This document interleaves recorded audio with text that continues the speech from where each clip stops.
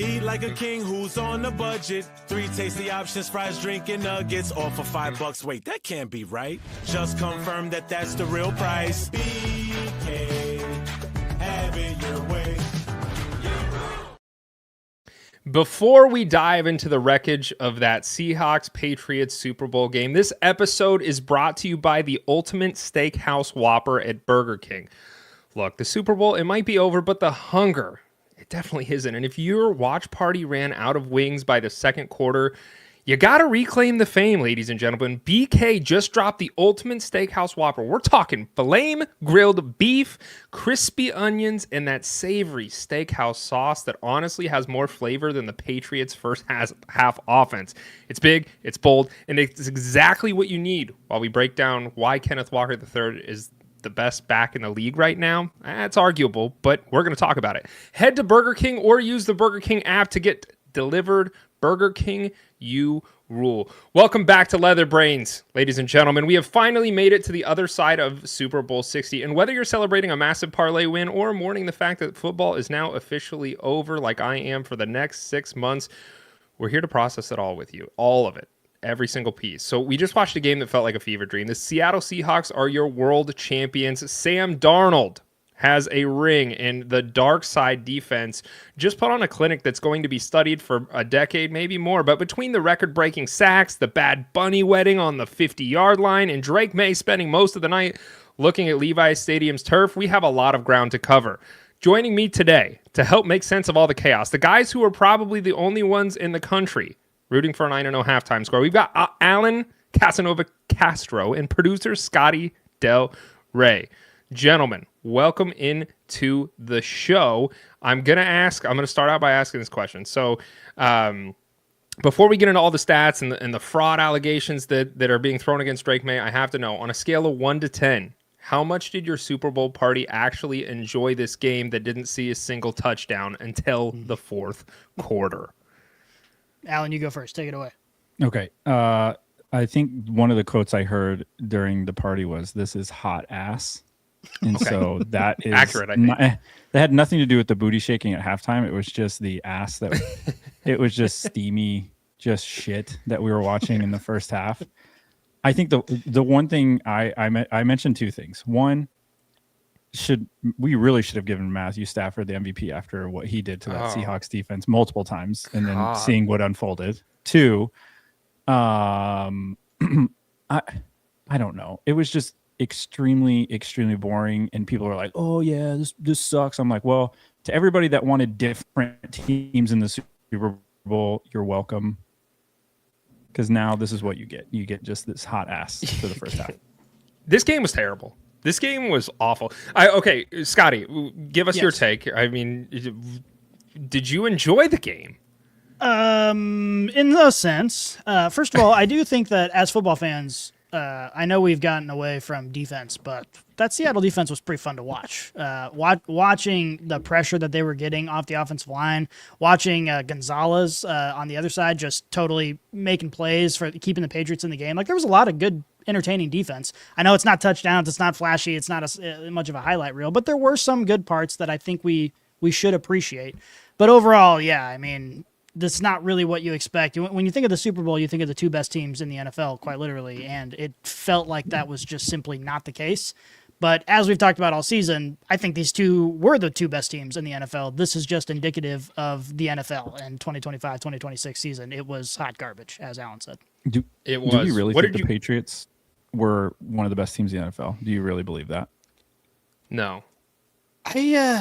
It's tough because obviously, we talked a lot about their schedule and about how they were unproven. Like, we didn't know to what level they would be able to play against real opponents. And Drake Maye, throughout the season, has struggled against the few winning programs that he played against. I mean, that's true. But ultimately, if you're comparing them to every other team in the AFC, like, you can make an argument for two that played better all season. Like, this is just the kind of football fair. We've seen all year. I don't even know if you just said it. Like, this Patriots team was nobody, I mean, we asked this question last week, and Alan, you weren't here, and you'd given us your thoughts, and I had joked and said you chose the Patriots to win, but you had the Seahawks winning. We all had the Seahawks winning. Vegas had the Seahawks winning by quite a large margin. Like, we all thought the Seahawks were going to win this game. Why did we think that?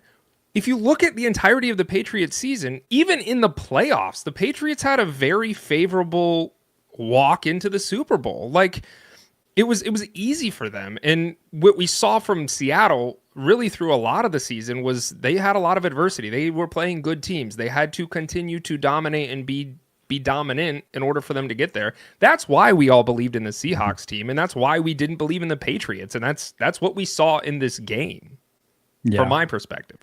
Yeah, we knew it was going to be a defensive battle from both sides. I think I underestimated how bad the Patriots were going to look. I thought they were going to at least have some success at some point or do something positive, but over 3 quarters to literally have nothing to hang your hat on, and Collinsworth is literally like, well, they should try this, and they're literally doing the same blitz, and you're like, all right, if this is like the peak of the profession, the peak of the NFL season, I don't think we actually got there. But I'm going to be honest, rarely in playoff formats or tournament formats do you get the quote unquote best. There is just like survive, like whoever's just left standing at the end. Yeah. And I think for NFL fans, it did feel like the week 7 game. Like there was no drama or build up. It was like, here's 2 teams, But how do you, I mean, if you look at it from the NFL's perspective, it's like, how do you create build up? You have Sam Darnold is the quarterback, which like I didn't have Sam Darnold doing what he did this year. And so like you can't, it's not like he's been this veteran quarterback that has been a staple for the Seahawks for years. And you have a lot of media coverage around him to be able to go in and like hype that up.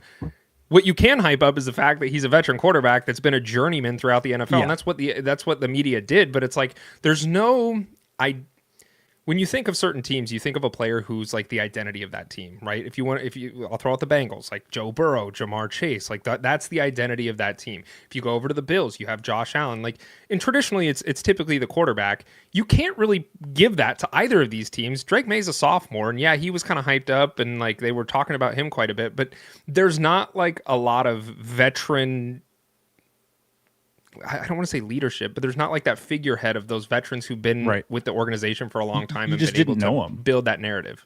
Yeah, like you didn't know the teams long enough. This is like their first year into it. It wasn't like a multi-year buildup where you're like, oh, finally, like this is great. Yeah. Like somebody's finally going to get their ring. It's just like, oh, these guys are here now. These two teams are here. Yeah, somebody's going to get one. And I think for NFL fans, like, I mean, I thought the game, even though it was garbage as far from a scoring standpoint, like it was still entertaining. Like it was still fun to watch. Like Scotty said, that defense, the Seattle defense was just unreal. And I think, and I go back to my point, like Matt Stafford, like, did we give enough credit to the Rams for what they did? Like, was that the second best team in the NFL then? Did we really did watch the Super Bowl that NFC title game? Like, I think that all of those things were true. I think what everybody was saying was kind of like hyperbole, but when you watch the Super Bowl, you're like, no, wait, the Rams were actually probably the second best team in the NFL, and they just happened to be in the same division, the same conference, like everything. So this game was just kind of like, all right. You could even tell like the Seahawks offense was like uninterested in running anything super creative. They didn't have to.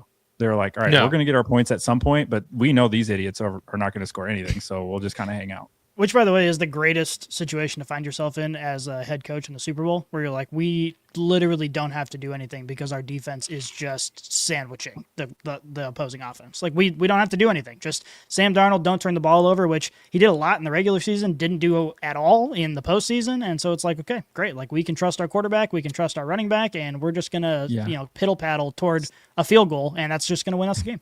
One of the stats is, the Seahawks had the second most turnovers in the NFL in the regular season. Yeah. 0. All postseason. 0. They locked in. Clint Kubiak got Sam. He said, hey, just don't be stupid. We'll win the whole thing. Just don't give the ball to the other team. And that's, you saw. For sure. Someone should have told Sam Darnold that way earlier in his career. Like, just stop giving the ball to the other team, and I bet you'll have throw it to fun. These guys, not the ghosts. Okay, quick question about Super Bowl parties. Okay, so when you guys go, if you've gone to a Super Bowl party or hanging out watching the Super Bowl, what is the attire? Like, what do you wear? What do you wear to the Super Bowl party? I think you rep your team gear. I agree. I think I you rep your agree. team gear. I mean, 100%. regardless of if you, I mean, I'm not a Seahawks or a Patriots fan. I'm throwing on Cardinals gear. I'm going to rep my team because that's what we're all here to celebrate is the NFL. And if your team didn't make it and you're not, you still throw on your team gear. That's what I did. I don't know Yeah. if I don't know Scotty? what the other option would be because just I'm like not going to go blank buy t-shirt. like a Seahawks jersey. No, so no. So your question is like, do you wear your team or just normal clothes? Pretty much. Correct. So I guess I usually default to wearing Chiefs stuff. In fact, I almost put my 2-month-old son, in his Chiefs onesie, but then it had buttons, and if you're a new parent now, you know that buttons are just unacceptable, and you do nothing but use zippers. And so when I saw it had buttons, I said, "Fuck it," and I put them in a generic like Go Sports onesie. Yeah, we Go Sports. yeah, I wore my Mahomes jersey. Like it's like your last time to rep your gear until you have to pull it out again. Goes in the August. closet for 6 months. Yeah. You're not wearing this in June on a Sunday in June. No. Some people might, but I think that's weird. I might just Winnie the Pooh Patrick Mahomes jersey to bed one day. Just like No Patrick bottoms. Mahomes practice No jersey. That's a crop top. Just walking no down bottom. the street. I was just wondering that because I always find it fascinating because some people are like, oh, they're just kind of. I'm like, no, you're supposed to go all out. This is the last. Who cares? The last game. Yeah. Rep your team. Who gives a shit? And we went to church in the morning, and even at church, the amount of we go to progressive church, and the amount of jerseys I saw was Thank you for stipulating that. unreal. Yeah, it wasn't like a Catholic mass. It wasn't like a stoic Catholic mass. It was like, but people were in their NFL gear. I was like, you know what? That's sick. Even the whole family dressed up in Vikings gear. I was like, yeah, that's what it's about. Like, that's what the Super Bowl should be. It should be a exclamation point on the season. Just empty out the closet for everybody and go nuts on I'm not going to lie to you. I go to a Catholic church.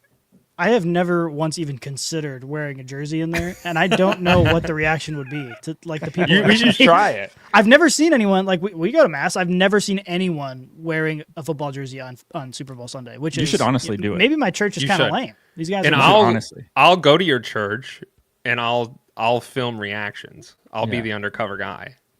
We won't talk to each other You're at just all. going in with the direct goal of disrupting mass. I'm pretty sure you get arrested for that nowadays. No, it's not No, you don't. disrupting mass. It's a small hidden GoPro camera, and I'm filming reactions to people seeing you wear a jersey. Every 70. I won't be dressed in a jersey. side-eyeing I'll be dressed in the most the generic. nines. No, not in the nines. I don't want to draw attention. I'll wear a button-up shirt or a polo and I don't know, some slacks or jeans or something. I'm not Catholic. I don't go to Catholic mass. I did go to Catholic nailed it mass pretty much. recently. Yeah, you got My the gist of it. nephew had invited me to go. I was a special guest for his Catholic mass, and he goes to Catholic elementary school.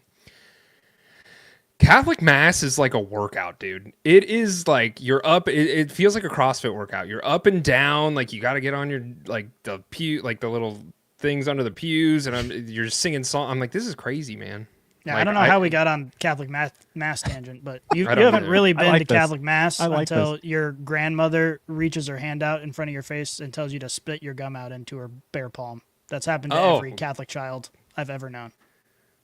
That's Yeah. No gum in Catholic mass. Yeah, I used to go to. I used to had go to a Catholic Zen. school. God would not. I'm surprised I didn't burst into flames when I walked through the door. He probably gave you some slack. He's like, this guy's new. He doesn't Yeah, he's know. like he doesn't know. He's an idiot. What'd you guys do? So do we Pray for we his go to sins. Super Bowl parties? I watched the game with my family. I usually do that. Granted, this was the first Super Bowl in quite some time where the Chiefs weren't in it, and in some ways it was kind of had to plug that. well, and yeah. In some Yeah. ways, it was kind of Brag. relieving because like you weren't stressed. Like you could just go watch football and enjoy the time like with people. I will say that when the Chiefs are in the Super Bowl, I hate Super Bowl parties. I hate the kids Correct. running around. I hate the people talking over the like. I just want to lock in. And when the Chiefs aren't in the Super Bowl, it was very pleasant. It was a good time. Just got to hang out, eat some good food, and hang out with fam. Yeah, that's Yeti? the general rule of thumb. If your Yeti. team's in it, if your team's in it, you can't go to a Super Bowl watch party. That's just a golden rule. That's it. I'll be going to Super Bowl parties for the rest of my life then, so I don't have anything to worry about. Yeti said, "Do you guys think Tom Brady goes to a Catholic church? Only if Sydney Sweeney's there."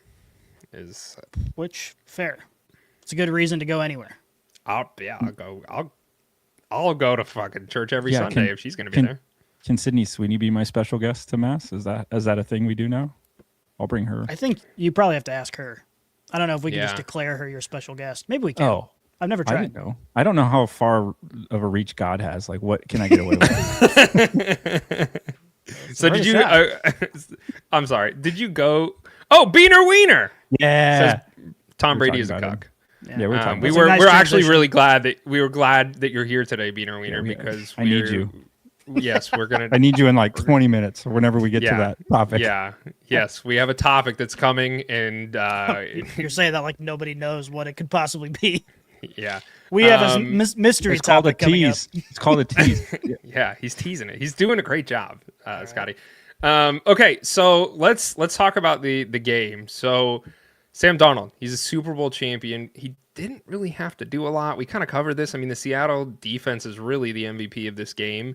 Held the Patriots to no points until the fourth quarter when the game was already wrapped up. So the Super Bowl MVP was Kenneth Walker. 135 yards rushing, 5 yards per carry, which is, I think, a crock of shit. I think Kenneth Walker should not be the MVP. Who should be the MVP is Jason Meyer, the kicker for Seattle.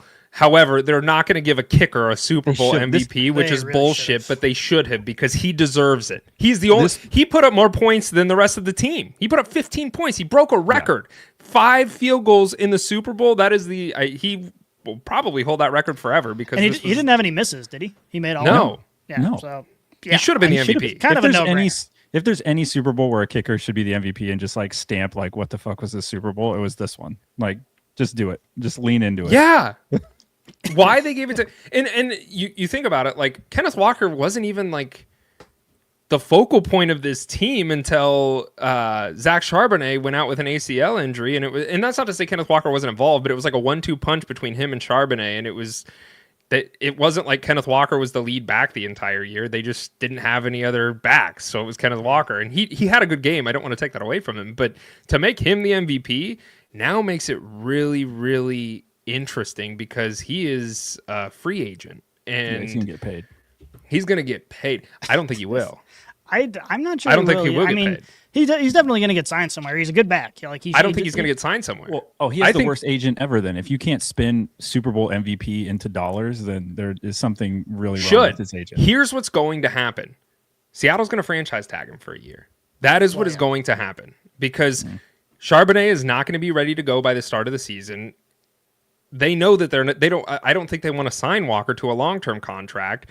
And he will, if he hits free agency, he is going to demand a shit ton of money. They're going to franchise tag him, use him for one more year, and then let him go. And that is what I see playing out. I could see him sitting.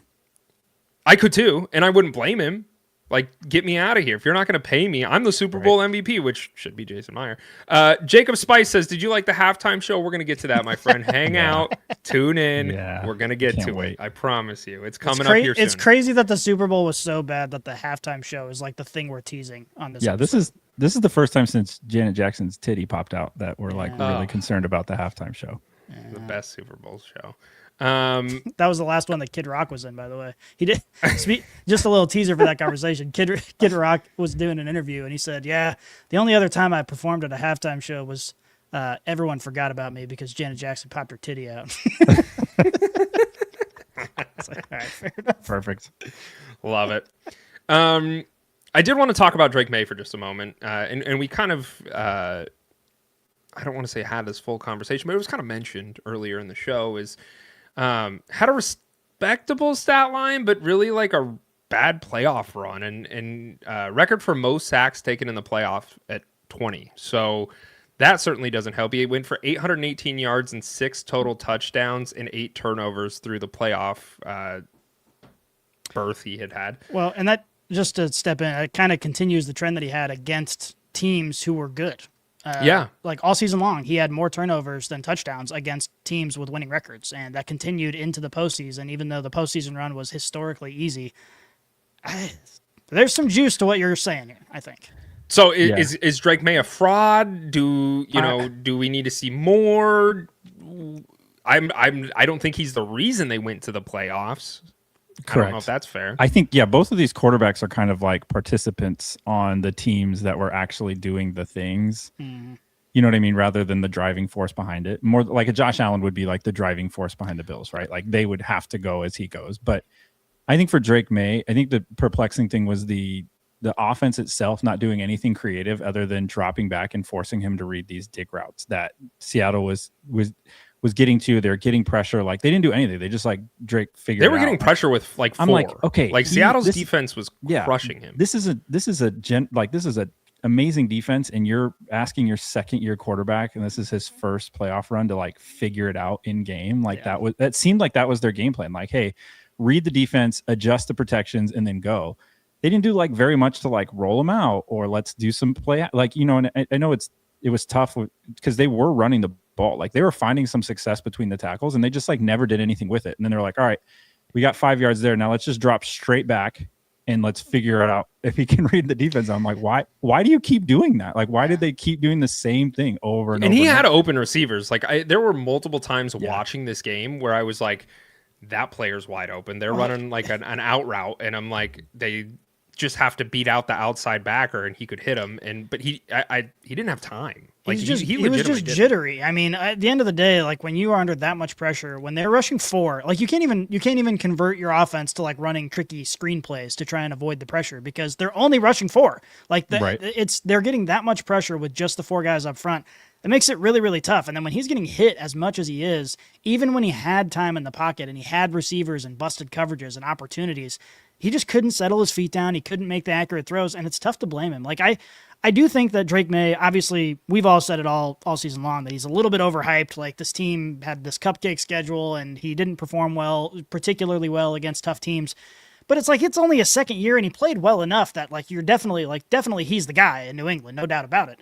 So it's just difficult for me to put all the blame on Drake Maye's shoulders, given how historically atrocious that offensive line performance was. I mean, it was just difficult to blame him, even when he had open receivers. Like he's not making throws because he's freaking scared. Like he's getting pancaked every play. Right. Yeah. Will Campbell at left tackle is definitely being circled because he gave up double-digit pressures. Like he definitely is going to have to move inside to guard. They need a left tackle still. I mean, that seems to be the case. You look at last year's Super Bowl, even with the Chiefs, is like the offensive line was, you know, they couldn't do anything. Like you see this happen, you know, when you have an offensive line that can get exposed by a defensive line. It's awful. And, you know, I think for Drake Maye, unfortunately, everybody's going to say wild things. And I don't think he's a fraud. Like people are probably more vindicated. You say this because you own him in Dynasty?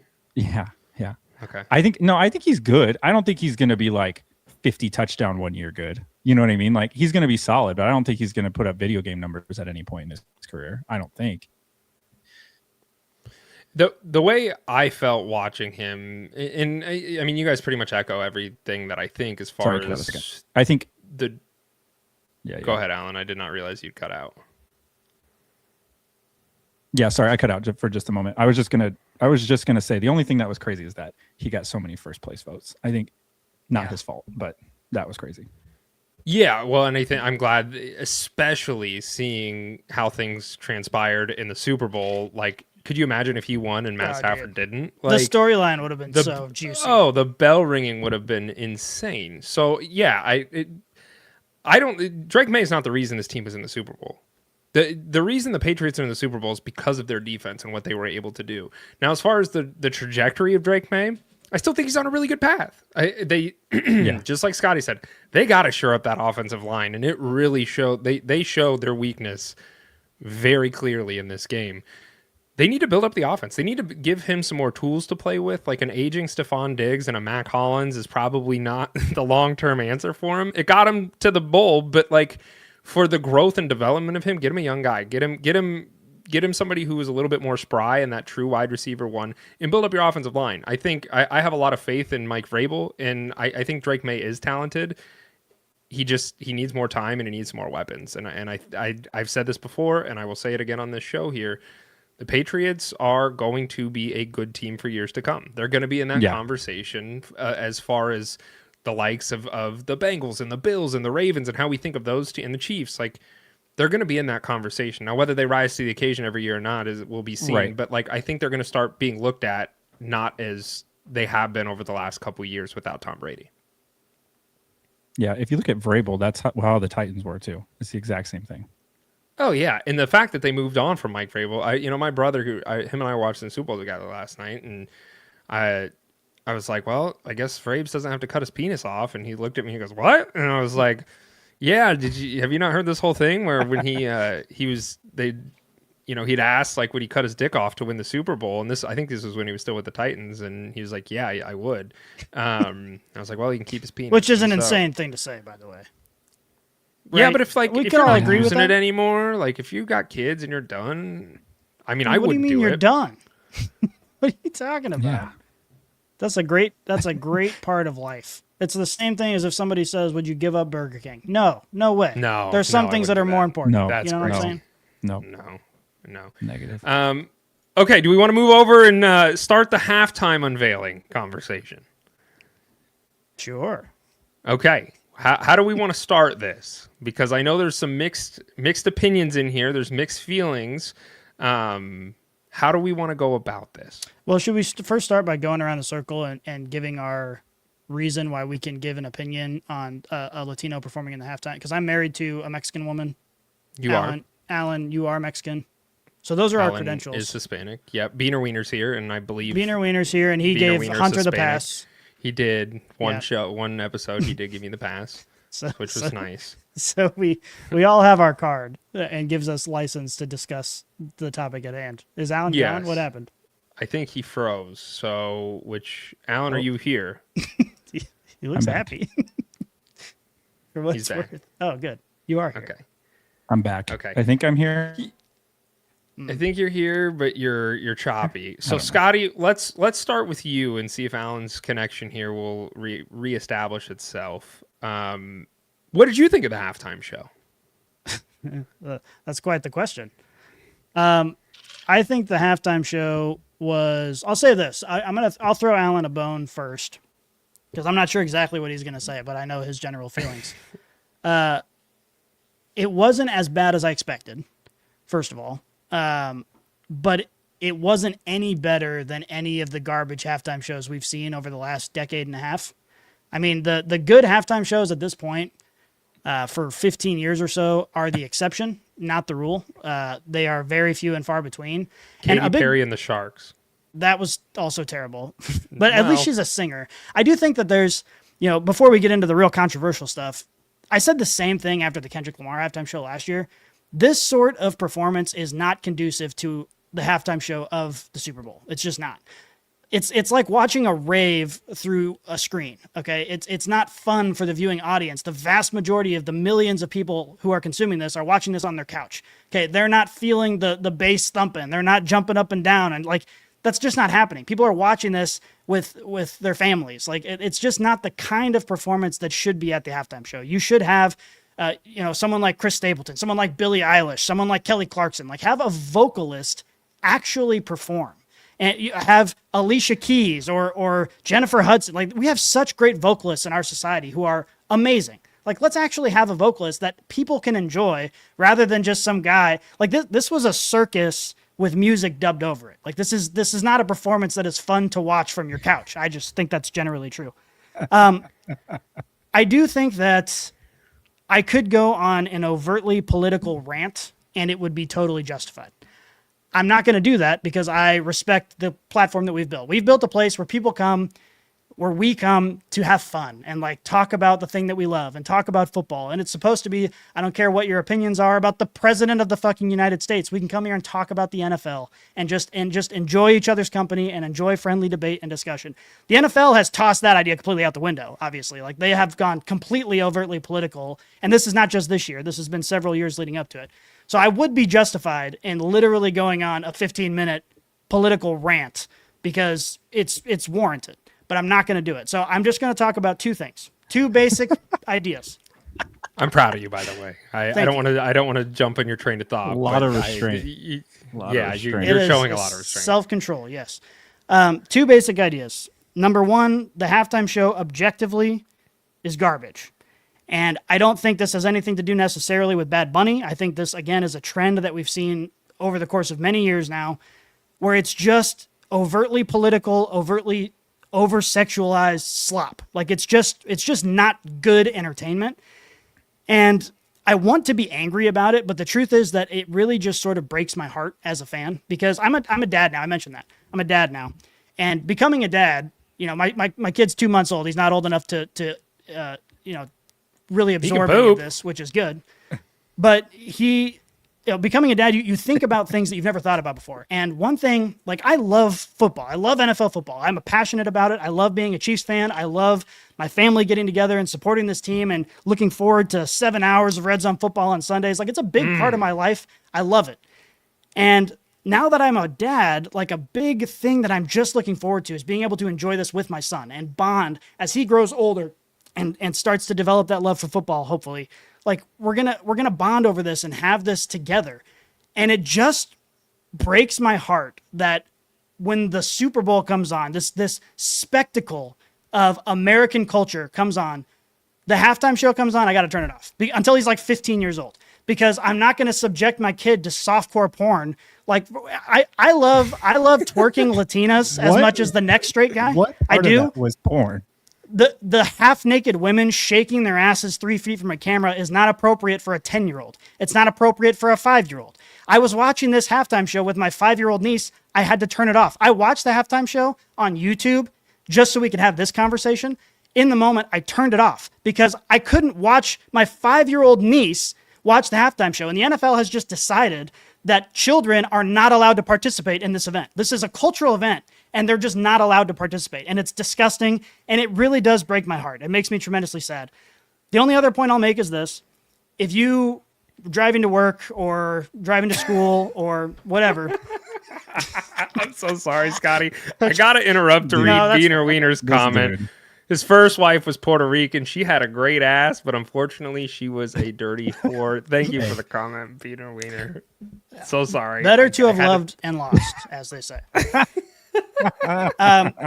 The only other point I'll make is that if you have spent any time in the culture, like listening to the podcast, listening to radios, listening to or watching TV or spending time on X, you undoubtedly have been told by one person or another that it is unreasonable for you as an American to expect the biggest musical event of the year in your country to be in a language that you understand. People are saying that that's a ridiculous thing to believe. And I'm here to tell you it's not a ridiculous thing to believe. It absolutely is simply the case that you should be furious with the fact that this biggest event in American culture was in a language that 90% of Americans don't speak. You were turning it off anyways. What does it matter? It should really, really piss you off. It really should. I'm glad. Okay, that was my biggest qualm with the halftime show. Is like, I tend to agree. I agree with you as far as I think over the last couple of years. Like, I joked about Katy Perry. Like, I love the Sharks. That was probably my favorite because it was just so out of left field. But I can't think of a Super Bowl performance that I have enjoyed, like, watching it. Everybody's like, it becomes this event where non-football fans obviously are watching the Super Bowl because it's one of the biggest events of the year. And like, you're watching it for the ads, you're watching it for the halftime performance, like that. People who don't even enjoy football are watching it for that. The last couple years, I've thought all the shows were terrible. And I thought this show was terrible too. I thought it was terrible because of predominantly what you just stated, what's crazy right now is on social media, everybody is like, if you don't like the Super Bowl halftime show, you're a racist. And I'm like, that is so far from the truth. Like, that is a ridiculous thing to think. I'm only racist towards Alan. But I thought of this. I didn't understand any of the songs. I had no way. It was in a different language. And by the way, I don't want to interrupt you. I don't know if you've looked up the lyrics to any of these songs. No. They could have put subtitles on. At first, I was like, I at least put subtitles on for the American audience. No, it's much better that they didn't do that because the lyrics to these songs are maybe it's lost in translation. Like, maybe I'm missing the beauty because it's not the language that he's writing it in. Jesus Christ, this might be some of the worst music ever made. like legit. And in today's culture, that's really saying something. It's really saying something. Well, and so I'm sitting there thinking about it, and I'm like, okay, this is very clearly a political agenda. Like, that was the whole shtick. Like, this is a political agenda. That's what everybody's talking about. For me, as a fan of the sport, sitting on my couch watching this, I'm like, this sucks because I don't know what the hell, I don't understand this language, so I can't even enjoy the show to hear the words that are coming out of the mouth because I don't know the damn words. And then I thought, what controversy it would be if in the championship game for Major League Soccer, the World Cup, let's say it's in Brazil. Predominantly, there are a lot of different speaking, like different language there, right? It's not predominantly English. And they roll out Nickelback as a halftime performance. I promise you, people are going to be like, what in the hell are we? It's because it's not just rolling out an English-speaking artist. It's rolling out an English-speaking artist who spends his entire time talking about how, in Brazil, in your example, talking about how wonderful America is, how great America is, and basically flipping the bird to Brazil and Brazilian citizens. It's just he says it's a disgrace. I didn't catch his name there, but honestly, like it. Okay. Well, it sounds like an overreaction to say that. It's not, though. It's like, it actually is. It is sort of a cultural tragedy that we witnessed. And it does really, like I said, I want to be angry, but it just makes me sad. Like, it makes me sad that the Super Bowl used to be this thing that brought everybody together. Like, I don't care what you think about the president. I don't care what you think about this bill being passed or whatever. Like, it used to be like you could go to work or go to school and talk about the game and talk about the halftime show. Winners out. Peter Wiener says the Kid Rock halftime show, especially the Lee Brice performance, was fire. Needed that instead of the bullshit propaganda. Oh, Alan, that's tough. Alan, you lost your. Honestly, it's kind of racist that you thought he was going to be on your side. Island. I did. I was hoping he was going to be on my side. I'm going to be honest. If the halftime show evokes that much emotion in you, I think some inward reflection needs to take place because it just is what it was. I think if you're hyper analyzing it and using propaganda, which Puerto Rico is a part of the United States, so everybody's saying okay, but and again, everyone's saying that, and all the people who say that are also colonialism. I let you get on your little rant. Yeah, you're right. I'm sorry. Your little fucking rant for however fucking long. You're gonna sit there and listen to whatever the fuck I gotta say now. That's what you're both gonna do. I mean, you can say what you want, but I'm gonna. You still haven't shut up yet. You still haven't shut up yet. I didn't say the floor is yours. Hold on, I was willing to shut up until you started cursing at me. So you're gonna have to show me some fucking respect if you want respect back. For the record, not anymore. I think you cannot, and I think you could not enjoy the show and that be what it is. I agree with you. I think anybody saying if you didn't enjoy the show, you're racist. No, I mean, it's just like not liking olives. It wasn't for you, and I agree because I think that show definitely appealed to a certain specific amount of people, which is in the millions and millions of people that did enjoy probably something like that do watch the Super Bowl. So it did appeal to a certain sect. I think it just didn't appeal to a lot of white America, which is the problem, which does make up majority of the United States, but is not necessarily reflective of the culmination of what the United States is. I think if you have that strong an opinion, I think it just says something more about you. It could just be a halftime show you didn't like, but I think to go on this like tangent and rant of like how it's like just terrible for America, I think that's missing the point entirely.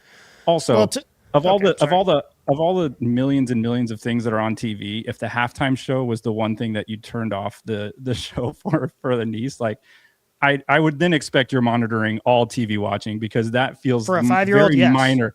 I feel like that felt very minor compared to what's normally on the free airwaves. But that being said, I thought it was a good show. I enjoyed it. I also like Bad Bunny. That's my thing. I think if you turned on the other show, good for you. I don't think you need to blast it all over social media that you watched the other one. Good for fucking you. Shut up and watch your goddamn Kid Rock, and I don't care. That's just what it is. And the other thing, the great thing about America is you actually don't have to have an opinion about everything. Sometimes things just can exist and you can go about your day and it doesn't require an opinion from you. And I think we have to have an opinion because it's revolved around the NFL and that's what we do here. Correct. And the problem with that whole mindset of, it doesn't actually matter, so just like shut up and take it. Shut up and take it. Yeah, the problem is that you have to shut up and take it in every aspect of American life. And this How just does that philosophically affect you at all? It philosophically affects me, number one, because they're showing changed half-naked about your women to 5-year-old children. What are you talking about? Like, this is Epstein Island-worthy bullshit. What are we talking about? I don't remember any naked girls. I just remember there was a wedding at midfield, and I was like, are these people getting married? May have been for 5 seconds that were dancing. They weren't even half naked. That was more than what people wear to like a pool if you're going to go to a swimming pool. Yeah, and if there were So people I feel like this is very hyperbolic. if there were people from your twerking at the swimming pool, I also wouldn't bring my 8-year-old there. Like, I would be going to that pool. you, I would as an love to be at adult, that pool. feel free. Like, honestly, but 99% of the time they were fully clothed and there was a wedding going on. So the 2% that you're fixated The wedding was where weird. they weren't even the naked, wedding. I was like, very weird. why is there a marriage happening at the Super Bowl? And like, how cool would it be if you because got they to be invited him to their wedding. I know. They and then invited he couldn't him to go their or wedding. something, so he invited invited them. to the halftime Yeah, show. Like, yeah. correct. But I was just like, I just think- it was very out of I left think field. if you're raging over this, Or midfield. I think there are plenty of other things to rage about over than just a halftime show, in my opinion. yeah, it's This feels like very low on the totem it's pole. the typical response of, "Oh, it's the biggest cultural event in America, but you're not allowed to care about it." So sorry, you're Rico's white. You're not part of allowed to have an America. opinion. Puerto crazy. Rico is part of America. What are you talking Yeah, about? that's totally irrelevant because we're talking about American culture. It's a part of American culture. That's the point. Yeah, These people immigrating here are as part of American culture. Are they immigrating here or is it part of America? It's America. Okay.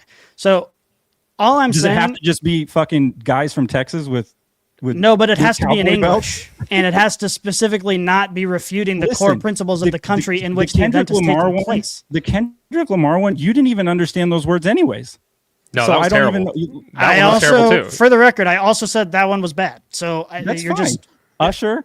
People didn't like Usher. Oh, I don't like that music. Oh, I don't like this music. Okay, then when they start giving a poll or you start coordinating the event, then you have a say in it. Until that point, they're going to do whatever they want, and it can just be what it is. I don't know why it has to be this platform of hand wringing. Just so. I Can just we shut at up. least Turn it agree? Can we at least agree that it should be in a language that the majority of people can understand?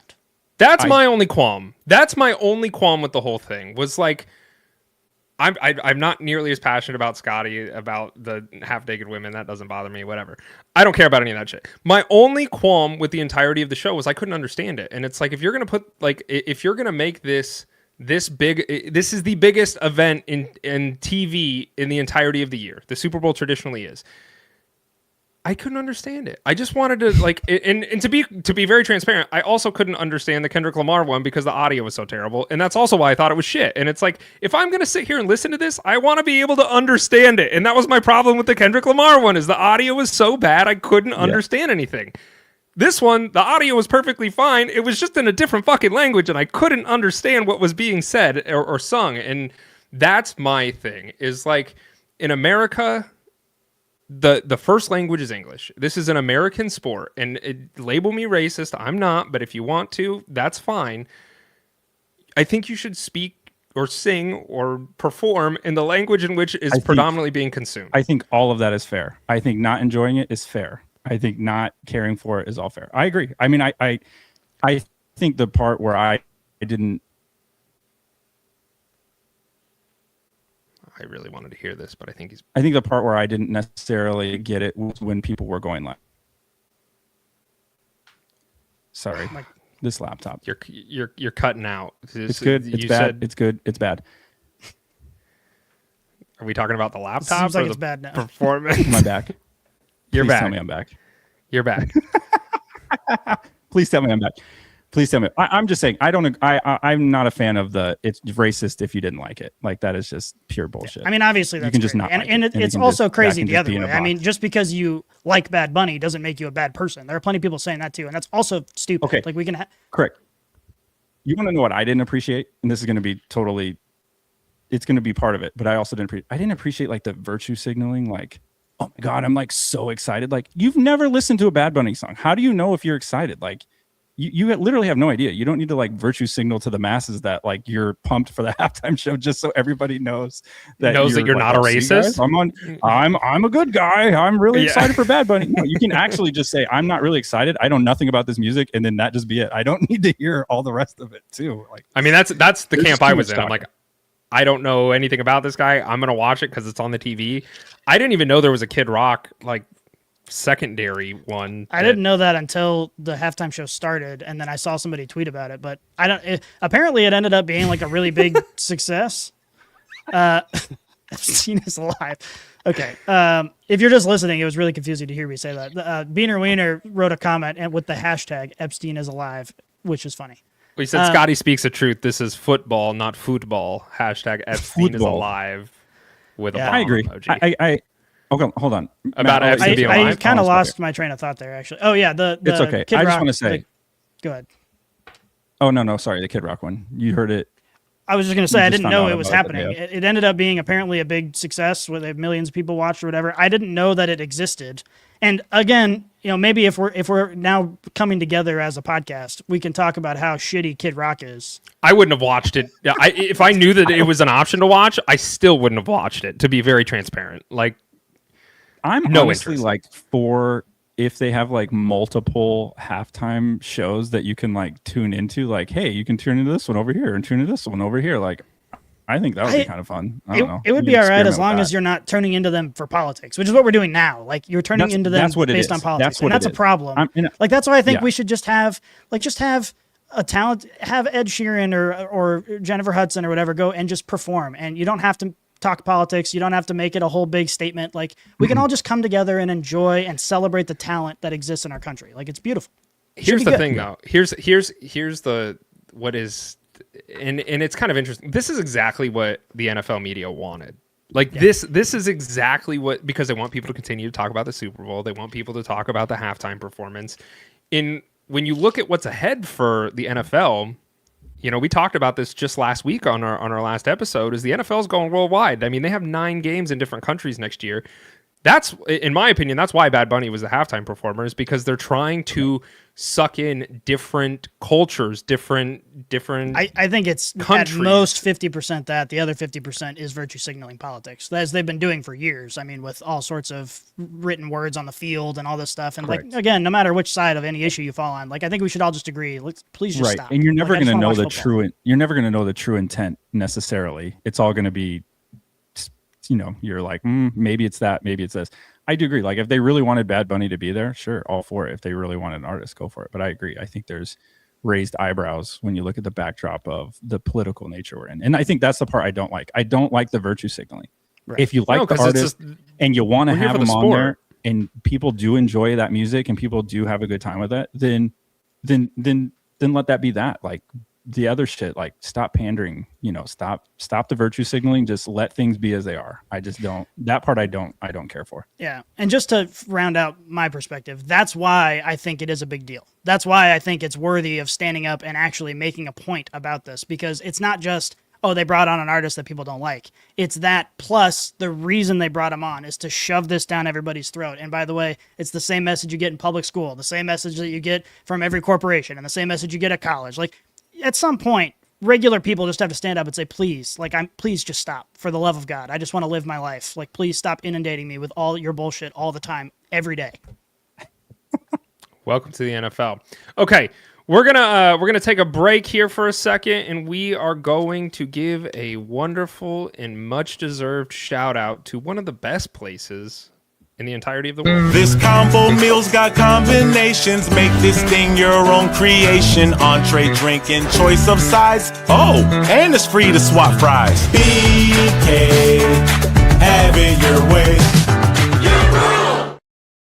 All right, we are taking a quick break from the Bad Bunny halftime debate to talk about a different kind of MVP. We're talking the $4.99 double cheeseburger meal at Burger King, baby. We know the feeling. You spent your whole monthly budget on prop bets and premium dips for this big game. I know I have been there, and that's why this $4.99 meal is the ultimate post-Super Bowl recovery play. You get not one, but 2 flame-grilled patties, melted cheese, fries, and a drink for just a cheap, cheap price of $5. In 2026, finding a win for under $5 is harder than finding a New England fan who isn't blaming the refs right now. So, it's Whopper Wednesday this week, ladies and gentlemen. Royal Perks members can snag a Whopper for $3.99 on the app. Do not overthink your lunch like the Patriots overthought those goal line stands. Get to Burger King. Have it your way. You rule. Appreciate the sponsorship, Burger King. Thank you for keeping the lights on. And now let's talk. Let's lighten the mood. I think things got a little dark here. I think Scotty actually left, probably because his bladder is the size of his 2-month-old son.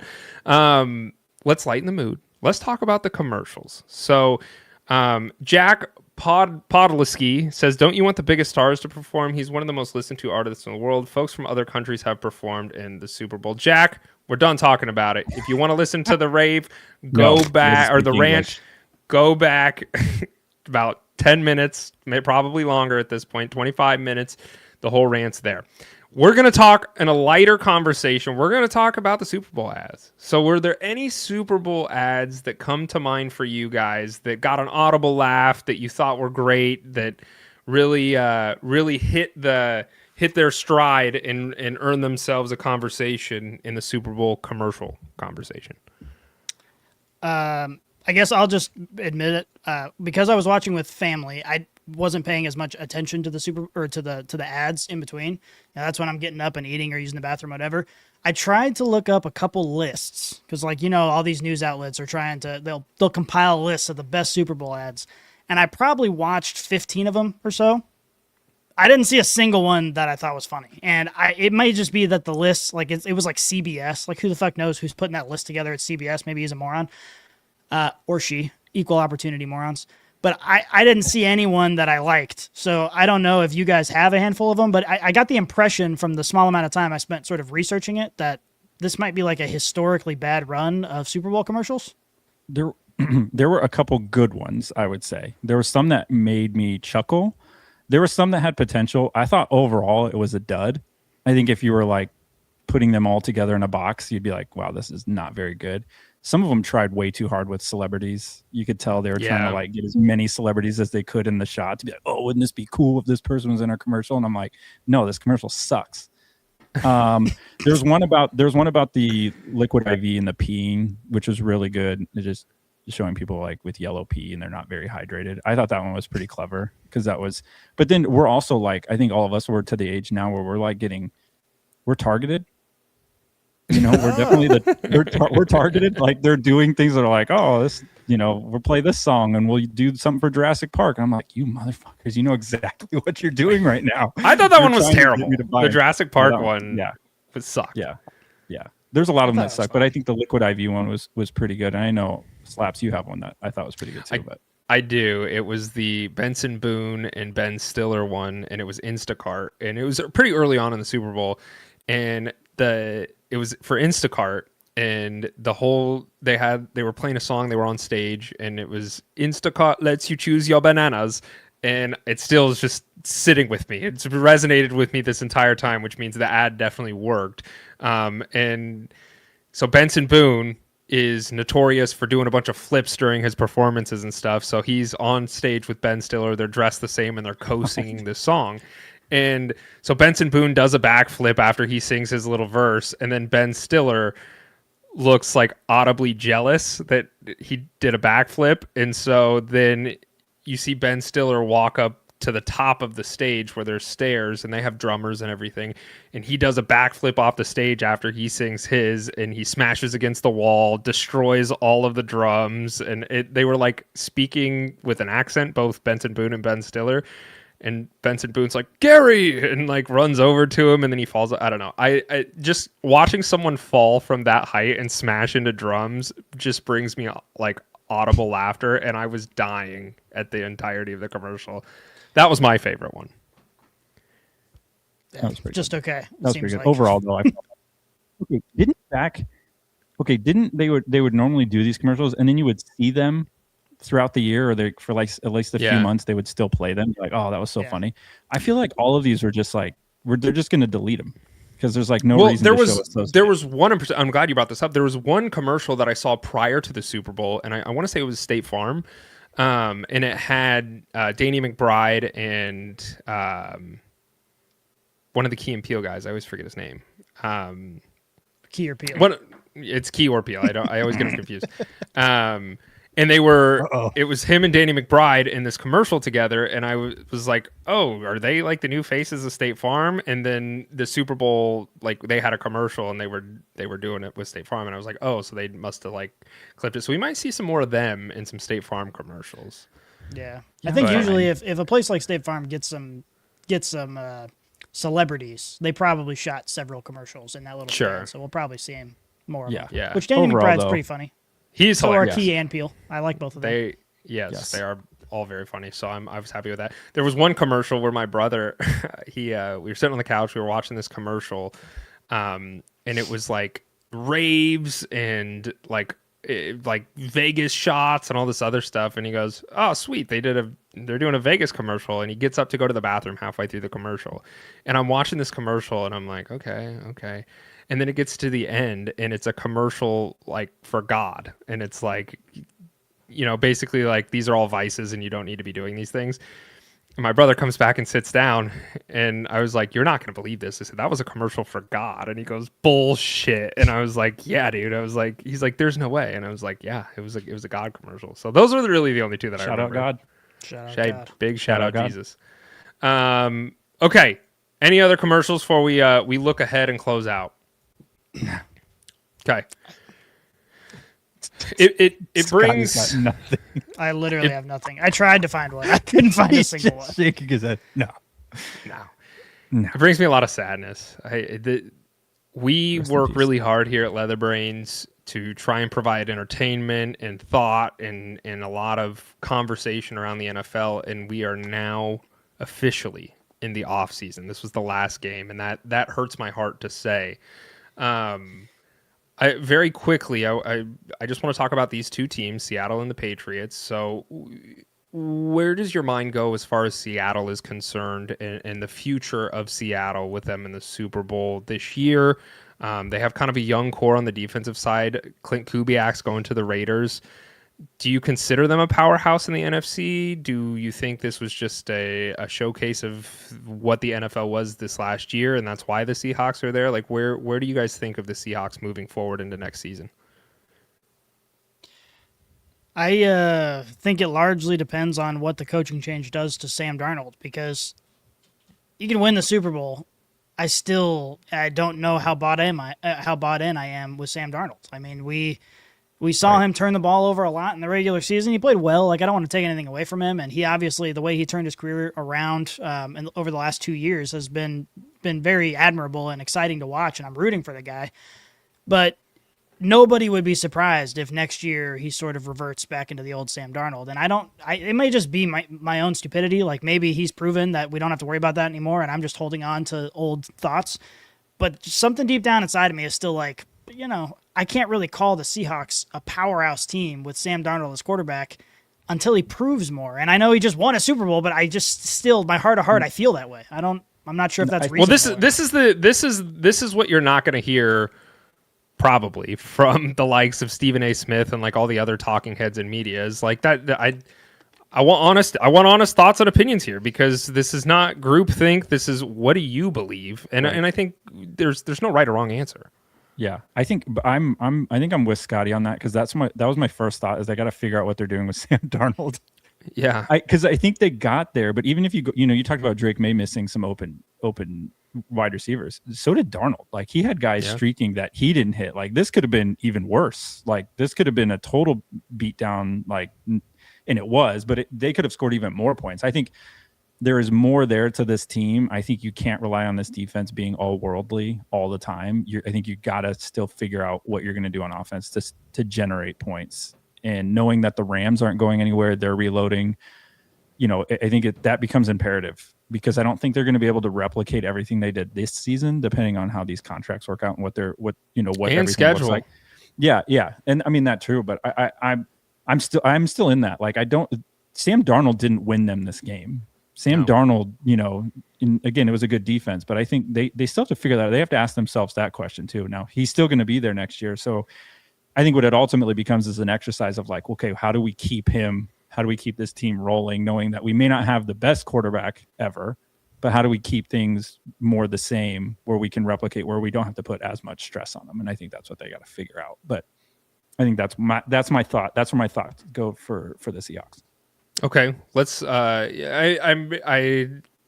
My thoughts are largely in that same camp. As I think defensively, I think they're a young group. I think they will they'll have to lean on their defense, and they really need to figure out a way to get their offense more in that high-powered tier in order for them to compete. And I think their schedule is going to get a lot tougher, obviously, because they just won it, and traditionally you see that happen. Over on the Patriots side, what do we think of the Patriots moving forward? I've already kind of shown my hand here, and so I'll abstain from starting on this one. But where are we at with the Patriots going into next season? I mean, if my concern about the Seahawks is I'm not exactly sure how Sam Darnold is going to be consistent going forward, I don't really have that concern with Drake Maye and the Patriots. So, if on one hand, I'm a little nervous about Sam Darnold, and maybe I'm totally wrong. On the other hand, I think Drake Maye is the guy. I think everybody knows that he's the guy. I think they're going to build around him. I think it's only his second year. He's only got up to go. Vrabel is clearly a very capable coach and someone who works well with this young core.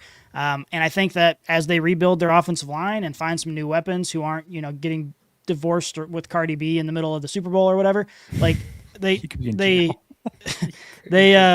well have the up and up. And I think generally speaking, if you're a Patriots fan, first of all, making the Super Bowl is awesome. Everyone's going to talk shit about the schedule, but hey, you made the Super Bowl. You won the games you needed to win. Like, you're proud of this.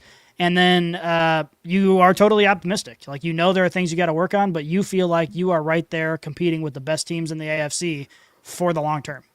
Correct. I think, I would like to see the development of Drake Maye. You'd like to see him take another step with this offense. I do think they just need more weapons and more line. I don't think anybody's expecting the Patriots. I think also what Scotty's kind of saying is nobody would fault the Patriots if they didn't make it back. Yeah. They'd be like, okay, yeah, you got there because of the schedule. You had some missing pieces. We understand that. Like, all good. I think for the reverse for the Seahawks, and like what we're saying is people are kind of expecting it now because they did look so good. They did look so dominant. And I think that's going to be their challenge. And I think the expectation for them. But I think for the Patriots is continue to develop Drake Maye, give him some more weapons. I would love to see more creative plays with Drake Maye, get him more comfortable reading the defenses because it's not going to let up. Like, that's going to continue to happen. Yeah. I think that's just what they have to do. But I think the future is bright for them as an organization. They're all still fairly new, and so are the Seahawks, but I think they just have a lot more pieces that need to get ironed out versus the Seahawks are like, okay, I feel like we have everything we need. Now, how do we replicate it? Which is a very different headspace. Yeah. Okay. Well, gentlemen, that wraps up the show. Next week, we're going to be doing an award ceremony. We're going to be doing the Leather Brains awards that we give out to NFL players, and that is going to be fan voted. So all of you out there, go follow us on social media. We will be rolling out a poll here in the next day or two, so you guys can vote on who you think should win all of the Leather Brains awards that we will be bringing to the table next week. And if you're one of the folks watching on YouTube or whatever, if you got an X account, come join X. That's our biggest base. We've got 40,000 Brainiacs over there that are constantly engaged in conversation. So if you're just like one of the few people who are like, oh, I found these guys on YouTube and they're kind of funny, come join. We do stuff all week long, every single day. We're having conversations with our big community over on X. So come join, and we want you there. We want you to participate in the award ceremony. We want you, baby. We want you. We want you. Scotty's right. So go follow us on all socials. We're on Instagram as well, and we're having stuff go out all the time. So next week will be the awards ceremony, and then I believe we're going to take a couple weeks off. This is we do this show almost all year round, and it can be a little taxing at times. And I think we've definitely earned ourselves a couple weeks break before we get into the off season, where we'll start talking about all of the players that are coming in and all of the scouting that is going to be involved there, and all the off season headlines, the moves, all that kind of stuff. So that is the plan for the foreseeable future. If you made it to the end, appreciate your guys' continued support. Thank you, Burger King, also for sponsoring us. Gentlemen, let's get out of here. Let's end this one on a high note. Love you guys. Appreciate you guys. We are out.